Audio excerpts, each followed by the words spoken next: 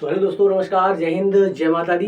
मेरे दोस्त, ये क्वेश्चन जो आपके सामने लिखा हुआ है कुछ इस प्रकार से लिखा हुआ है कि कह रहा है कि किसी पूर्णांक n के लिए, मतलब किसी भी पूर्णांक पूर्णांक मतलब क्या होता है कि आप देख सकते हो यहाँ पे 0 से लेकर के 1 2 3 4 ऐसे ऐसे करके इन्फिनाइट अनंत तक हम जो बात करेंगे संख्याओं की, वो हमारा पूर्णांक होता है। पूर्णांक हमारा इधर ऋणात्मक भी होता है। ठीक है, चलिए क्या पूछ रहा है, किसी भी पूर्णांक n के लिए प्रत्येक धनात्मक विषम पूर्णांक का रूप धारण कर सकता है। और ऑप्शन आपको दिए गए हैं, पहला ऑप्शन, दूसरा ऑप्शन, तीसरा और चौथा।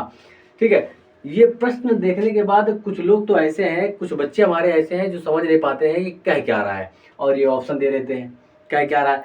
तो देखिए यहाँ पे मैं बताना चाहूंगा ये कह क्या रहा है। ये कह रहा है कि जो n यहाँ पे रखा हुआ पहले ऑप्शन में, अगर इस n की जगह पर आप इस पूर्णांकों को रखते हैं, जो n है पूर्णांक है, क्या क्या ये पूर्णांक है। अगर पूर्णांक में ये जो भी संख्या है आपका 0 है या 1 रखे, 2 रखे, 3 रखे, हम कोई भी संख्या रखें n की जगह पर, तो हमेशा क्या आना चाहिए, विषम पूर्णांक आना चाहिए। एक बार देखो यहाँ पे, अगर इस पहले ऑप्शन को आप सही मानते हैं तो देखो, अगर n बराबर 1 रख रहे हो तो हाँ ठीक है, ये विषम है।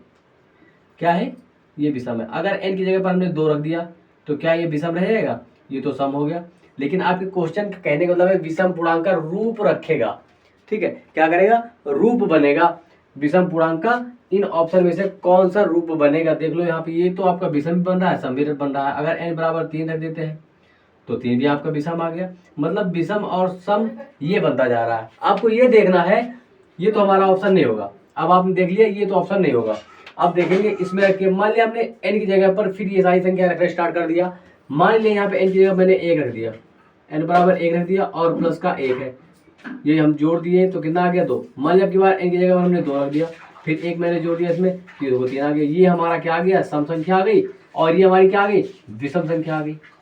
आया ना विषम संख्या, ये विषम संख्या आ गई। आप फिर देखेंगे कि यह भी हमारा सम और विषम संख्याओं को दे रहा है बना के, तो ये भी नहीं होगा, नहीं होगा, क्योंकि हमें वो संख्या चाहिए जो विषम पूर्णांक बनाएगा, विषम पूर्णांक का रूप धारण करेगा। यहाँ पे अगर फिर n की जगह पर हम 1 रखते हैं, क्या रखेंगे, 1 रखेंगे, फिर 2 रखेंगे, फिर 3 रखेंगे। मान लीजिए 1 रख दिया तो 2 1 कम 2 हो जाएगा, ये हमारा सम संख्या हो जाएगी।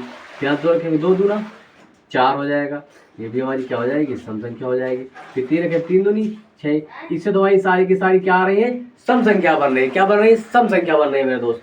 ये भी नहीं होगा, ये भी नहीं होगा और ये भी नहीं होगा। अब देखेंगे हम इस पे रखिए, इस वाले ऑप्शन पे रखते हैं और यहाँ पे देखते हैं n की जगह पर क्या रखना है, हमको पूर्णांक संख्या रखनी है। अरे हम 0 भी रख सकते हैं, लेकिन 1 2 3 4 5 से काम चला ले रहे हैं, ऐसी कोई बात नहीं। ठीक है, इन संख्याओं में से आप कोई भी संख्या रख के देख लीजिएगा। इस पे n की जगह पर अगर आप 0 रखते हैं तो 0 रखेंगे तो 0 प्लस 1 बराबर क्या हो जाएगा, विषम संख्या।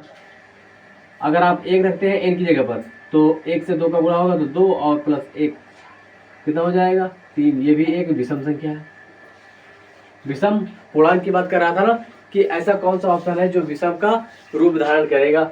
यहाँ पे अगर 2 रखते हैं, 2 2 4 और 1 5 हो जाएगा, 4 प्लस 1 ये 5 हो जाएगा। आप कोई भी संख्या रखेंगे, सभी संख्याओं में आपको विषम संख्या देखने को मिलेगी। तो यहाँ आपसे ये पूछ रहा था कि n की जगह पर एक पूर्णांक संख्याएं हैं ये सारी, अगर इनको हम उठा करके n की जगह पर रखते हैं, ये ऑप्शन दे दिए गए, तो आप ये बताइएगा कि कौन सा ऑप्शन हमें विषम पूर्णांक संख्या का रूप धारण बना के देगा या रूप बना के देगा। तो मैंने देख लिया यहाँ पे रख के, इस ऑप्शन में तो नहीं बना, इसमें रखा तो भी नहीं बना, इसमें रखा तो भी नहीं बना, और इसमें रखा तो प्रॉपर बन गया मेरे दोस्त। तो यह क्वेश्चन कुछ इस प्रकार से लगाना था आपको।